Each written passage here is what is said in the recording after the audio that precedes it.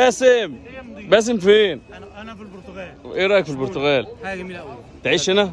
انا هاجر على اقامه هنا بجد والله. والله اعمل اقامه على هنا اقعد هنا لوحدي. ايه رايك في الرحله؟ ممتازه ممتازه ممتازه ممتازه بجد والله. ممتازه جدا. ايه رايك ايه؟ طب السفر معايا سهل ولا مش سهل؟ ببلاش، حاجه ببلاش كده بجد. انا اللي طلعني الرحله دي الساعه. يعني انا كنت عامل باكج المانيا بس بنفس 30,000 جنيه طيران بس. بنفس الريس 32 عشان ما تبقاش يا جماعه دي الناس 32. انت دافع كام في الرحله؟ 30,000 جنيه بس. لا انا 31 وفكه 32 ما كنتش فاكر، بس انا كنت متاخر بعدهم بشويه. يا جماعه انا يعني طب تنصح الناس اللي بالمشي معايا؟ انا بمشي كتير بفرض. لا هتمشوا مع عادل عدنان قبل ما تيجوا هنا انزلوا الجيم شهر.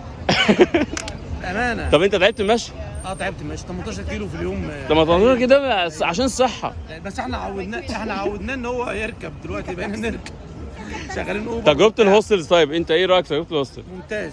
هي بص يعني بخلاف بس هوستل واحد كده اللي كان نص نص، بس احنا هنا انا عن نفسي في البرتغال عايز اقعد في فكرني بالناس اللي بتطلع في التلفزيون.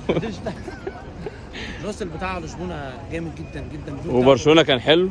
برشلونه ممتاز جدا. الناس اللي جوه حتى مقابلتها حلوه، الناس سايباك براحتك قاعد جوه براحتك بتطبخ احنا في فيديوهات بقى طبخ، انا شغال هنا طبيخ، شغال شيف اليوم والله. المفروض اخد على فكره فلوس. انا تنصح الناس تطلع معايا؟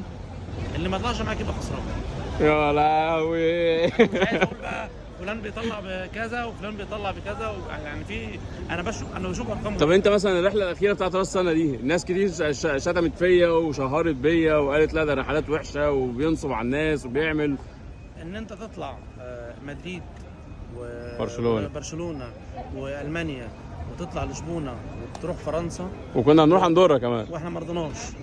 5 دول وطيران داخلي وطيران من مصر لالمانيا ومن فرنسا لمصر برقم زي ده، ووسط اللي ببلاش تقعد في وسط هنا كانك قاعد في وسط البلد ب 400 جنيه وب 1000 جنيه وبتاع.